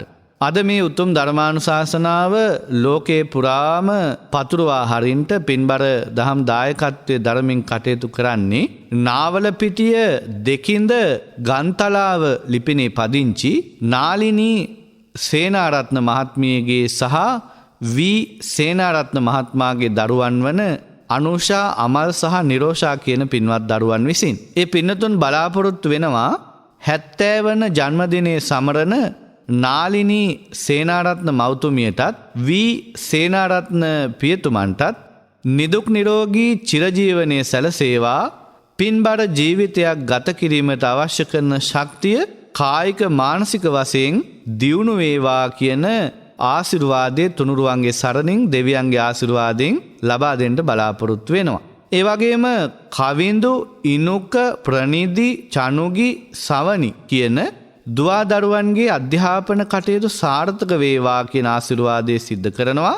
දායකත්වයේ දරන අනුෂා අමල් සහ නිරෝෂා ඇතුළු පවුලේ සෑම සිළු දෙනාටම නිදුක් නිරෝගී චිරජීවනයේ සැලසේවා කියන ආශිර්වාදයේ සිද්ධ කරනවා. ඒ වගේම දෙපාර්ශ්වයේ නමින් මියගිය සියලුම සංසාරගත ඥාති මිත්‍රාදීන්ට පරලෝ වශයෙන් පින්පෙත් අනුමෝදන් කරන්නටත් කල්පනා කළා තියෙනවා. එහෙමනම් අද දවසේ මේ සිද්ධ කරන්නට යෙදුණු උතුම් ධර්මානුශාසනාව ධර්ම දානය ධර්ම ශ්‍රවණමය මේ ආදී වශයෙන් අපි රැස් කරගත්ත සියලු ආනිසංස දෙවියන්ට ලැබේවා. දෙවියෝ සතුටෙන් අනුමෝදන්ව දිවේසුරු දියුණු කරගෙන ප්‍රාර්ථනා කරන බෝධියකින් උතුම් මහා මහ නිවනින් සැනසීම උදා කරගනිත්වා. අද දවසේ පින්බර දායකත්වයේ දරන නාවලපිටිය දෙකින්ද ගන්තලාව ලිපිනේ පදිංචි 70 වන ජන්මදිනය සමරණේ නාලනී සේනරත්න මහත්මිය වී සේනරත්න මහත්මයා අනුෂා අමල් නිරෝෂා කියන දරුවන් ඇතුළුව ඒ පින්වත් සියලු දෙනාගේම නමින් මිය පරලොව යන්ට යෙදුන සංසාරගත සියලු ඥාතීන්ට පරලොව වශයෙන් මේ පින් ලැබේවා. ඒ අයගේ සසර සුවපත්ව උතුම් මහා මහ නිවනින් සැනසීම උදා කරගනිත්වා.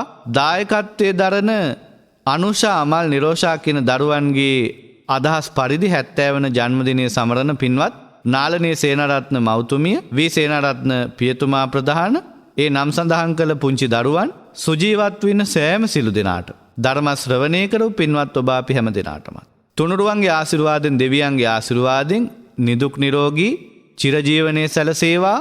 ධර්මාවබෝධයම වේවා. මෙලව සුවපත්ව පරලොව සුවපත්ව සංසාර දුකින් අත මිදී උතුම් මහා මහ නිවනින් සැනසෙන්නටත් මේ මහා පිංකම අපි හැම දෙනාටම පාරමිතාවක්ම වේවා. ආකාසට්ටා ච බුම්මට්ටා දේවා නාග මහිද්దికා පුඤ්ඤන්තං අනුමෝදිත්වා චිරන් රක්칸තු ලෝක සාසනං චිරන් රක්칸තු ධම්ම දේශනං චිරන් රක්칸තු ත්වං සදා.